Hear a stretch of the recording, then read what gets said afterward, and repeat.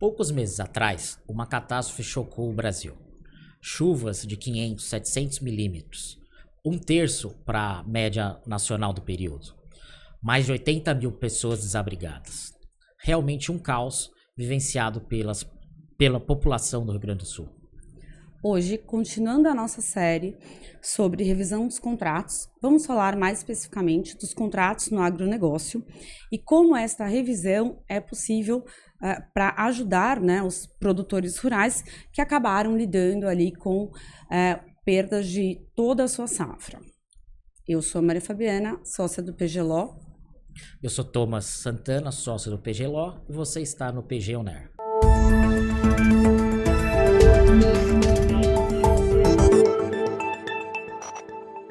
Bom, começando mais esse episódio em que vamos novamente tratar de revisão dos contratos, pensamos em abordar mais especificamente o agronegócio.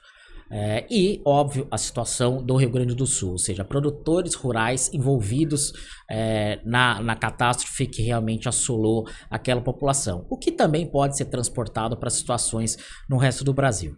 Maria Fabiana, para começar o nosso capítulo de hoje, queria ouvir um pouquinho de você. Como que catástrofes, eventos climáticos ou econômicos podem afetar e necessitar, na verdade, obrigar uma revisão dos contratos?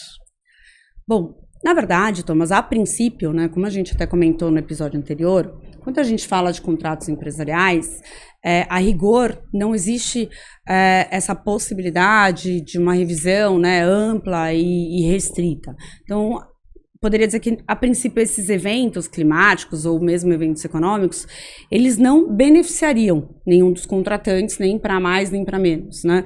A gente também comentou no outro episódio sobre o risco fazer parte do negócio. Então, quando a gente fala, bom, eu aqui, produtor rural, sofri muito com as chuvas ou sofri muito com as secas, é uma questão que deveria ser considerada até um certo ponto, risco do negócio, né? O senhor deveria ter previsto que poderia ter mais chuva, poderia ter a seca. Mas claro que tudo isso tem que ser visto com certa temperança, né? Não é toda e qualquer chuva que é considerada normal. Evidentemente, a situação em que acabamos de ver há poucos meses no Rio Grande do Sul foi uma questão que saiu muito, né, do que seria possível qualquer agente econômico, por mais sofisticado que fosse, prever que aquilo aconteceria, né? Então, é evidente que existe essa possibilidade da revisão nesses casos, mas é claro que tem que ser uma demonstração, tem que ser um evento muito extraordinário, realmente imprevisível.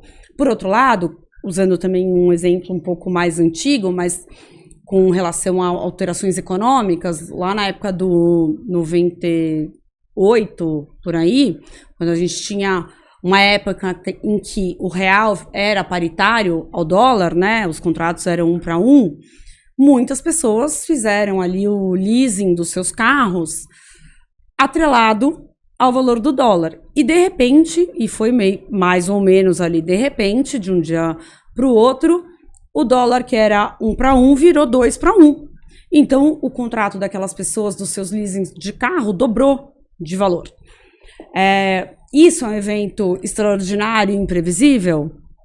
Então, não foi considerado, né? Porque assim, não foi de um dia para o outro exatamente.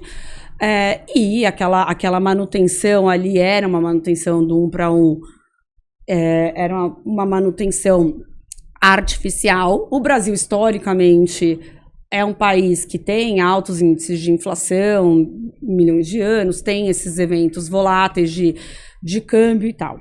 Então, depende um pouco do que é considerado ali no momento. Realmente tem que ser um evento extremo, como aconteceu agora, a gente teve no Rio Grande do Sul, mas não pode ser um evento qualquer econômico. Então, o dólar a gente viu que aumentou bastante há pouco tempo. O produtor rural que, por exemplo, tenha feito lá um adiantamento de contrato de câmbio, pode ter um problema? Pode. Mas este tipo de problema, dificilmente ele vai conseguir enquadrar como um motivo para uma revisão contratual, a não ser que o dólar hoje dispare para 20, né? Tá em R$ 5 ali. Mas essa alteração de 4 para 6 faz parte do risco do negócio. Exatamente. E aí, até pensando um pouquinho nisso, Thomas,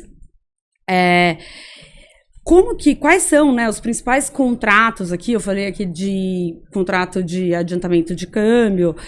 Quais são os principais contratos específicos do agronegócio que estão sujeitos a uma revisão contratual, né, de acordo aí, considerando os contratos empresariais, claro? Eu diria que os principais contratos do agronegócio, em síntese, seriam 3 contratos. Você tem o contrato de fornecimento, né, que é aquele contrato pelo qual o produtor rural é contratado por alguém, né, para fornecer determinado produto. Por exemplo, nessa situação do Rio Grande do Sul ficou bem emblemático a situação do arroz, né, que necessitou até uma intervenção macroeconômica do governo federal para você não ter uma crise de abastecimento nacional. A gente tem também muito famoso o arrendamento agrícola, que em síntese é aquele contrato pelo qual o dono da terra, né, ele aluga, entre aspas, aqui a terra para que um terceiro trabalhe nela, faça o cultivo do produto, enfim, do que seja. E você tem também o contrato de parceria agrícola. O contrato de parceria seria um mix, talvez, do arrendamento com o fornecimento, já que ali o dono da terra, junto com aquele agente que vai produzir o produto agrícola, eles se unem para empreender conjuntamente, unirem esforços no cultivo daquele determinado produto agrícola. Então, acho que em síntese são esses 3 principais contratos, e são os contratos que mais a gente vê no Poder Judiciário afetados quando você tem crises, sejam elas de natureza climática ou econômica. E com relação ao preço das commodities agrícolas, né? Como que a volatilidade dos preços dessas commodities, ela pode ser afetada, ou ela afeta, ou pode ser causa de uma revisão dos contratos? A pergunta é muito boa, e para responder eu faço uma referência um pouco ao que você comentou anteriormente. É importante entender o risco do negócio. Então, quando a gente está tratando, por exemplo, de cultivo agrícola, faz parte do risco do negócio, chuva, às vezes seca.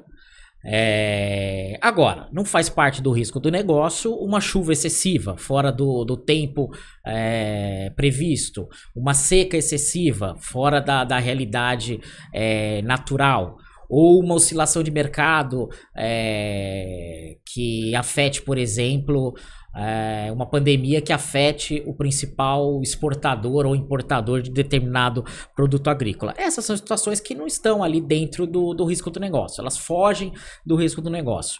A questão cambial que você trouxe muito bem no começo, ela é bem complexa, né? Porque quando você tem contratos atrelados ao câmbio, você pressupõe que o câmbio oscila, é assim. Exato. Né? Então significa que se eu tive ali uma alteração, eu não terei direito à rescisão? Não necessariamente, novamente, temperança. Se é uma oscilação muito drástica e inesperada, né, especialmente atrelada a fatores macroeconômicos, sim, aquela revisão pode ser possível. Mas, novamente, como também a gente tratou no nosso capítulo anterior, a gente está falando de contratos empresariais. Contratos empresariais, eles são criados com o princípio basilar para serem cumpridos em nome da segurança jurídica.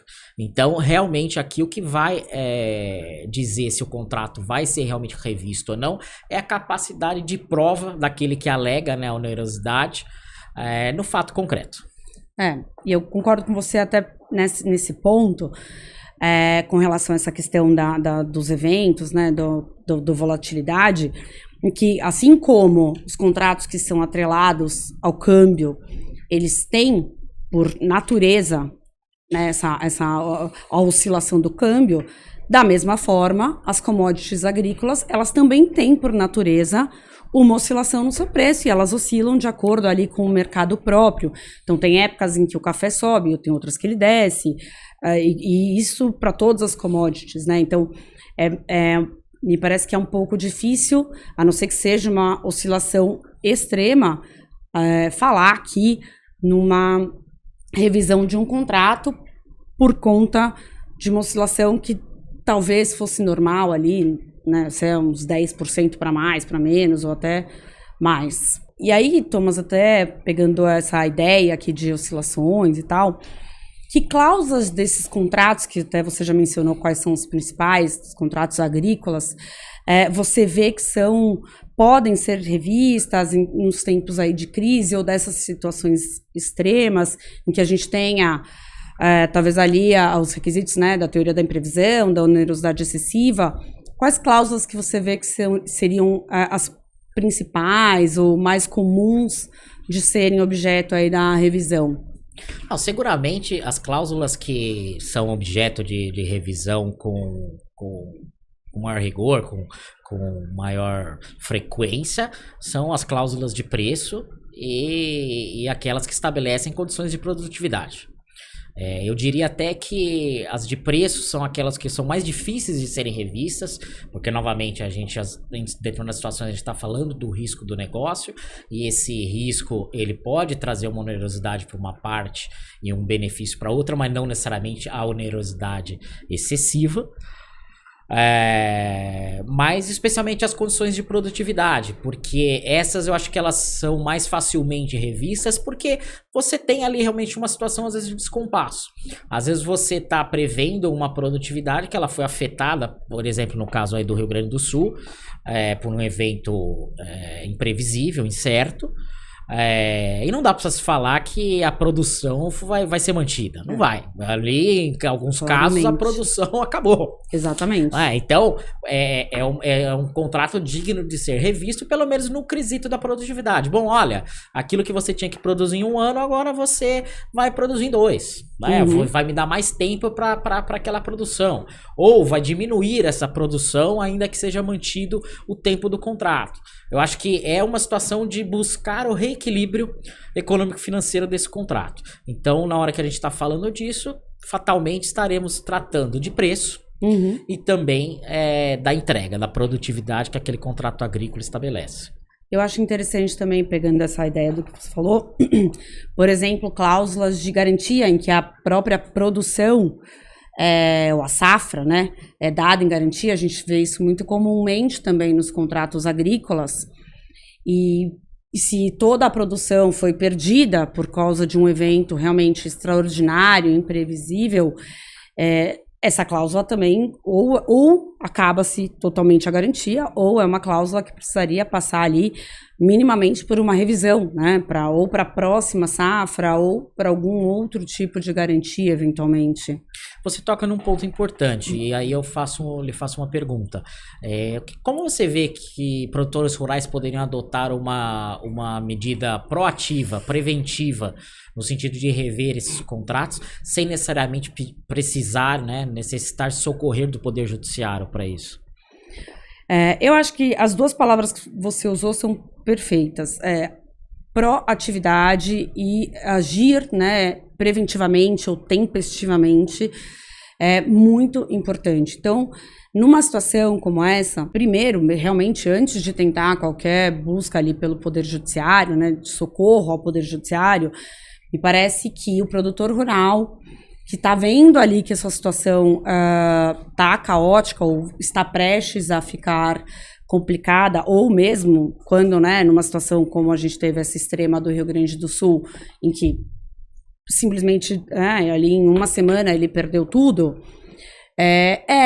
buscar seus fornecedores ou seus credores, sejam instituições financeiras, sejam outros empresários, expor a sua situação de uma forma transparente, né? Então, assim, com toda a boa-fé que se espera também de uma relação contratual, boa-fé, lealdade, enfim, aqueles princípios básicos que estão previstos no Código Civil, expor ali com total transparência qual a situação e também expor com total transparência qual a possibilidade que ele tem dentro desta situação, né, dentro das circunstâncias, das novas circunstâncias que se apresentam para aquela contratação.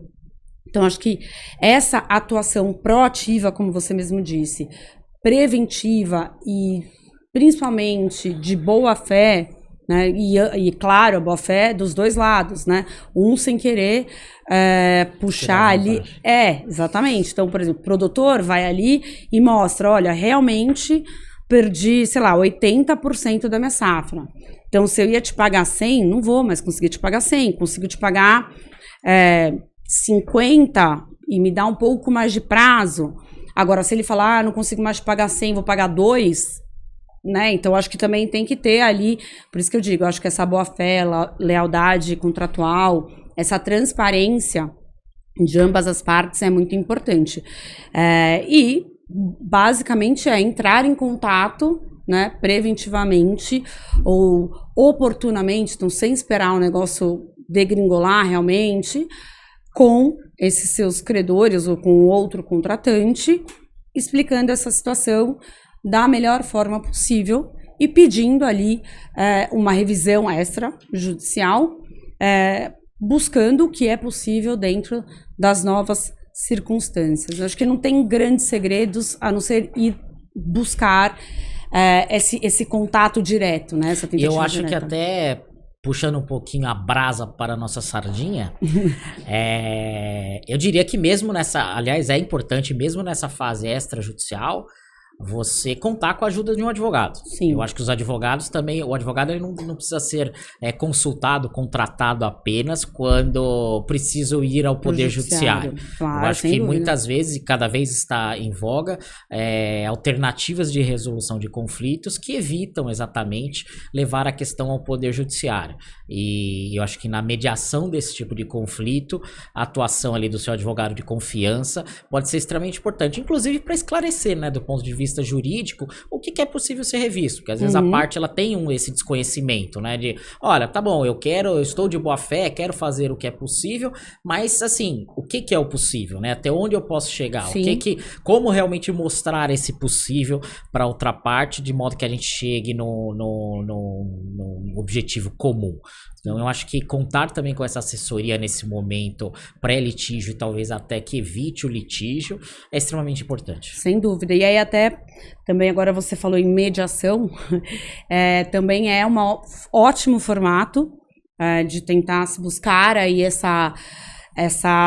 este acordo, né, entre os contratantes de uma forma antes do judiciário, com o auxílio ali do seu assessor, seja financeiro ou seu assessor jurídico, mas a mediação também me parece ser um formato interessante para se evitar o Poder Judiciário, especialmente quando as partes elas vão continuar contratando, né? Elas querem continuar aquela parceria ou aquele contrato de fornecimento, arrendamento, mas ali tem talvez um ruído na comunicação. Então, contar, né, com um profissional ali de mediação também pode ser uma forma de renegociação preventiva, né, uma forma de renegociação extrajudicial que pode dar bons frutos.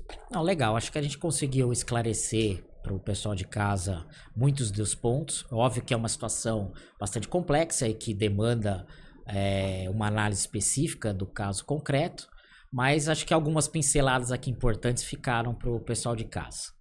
Enfim, esse foi mais um capítulo aqui do PG On-Air. Esperamos vocês nos próximos. Até mais.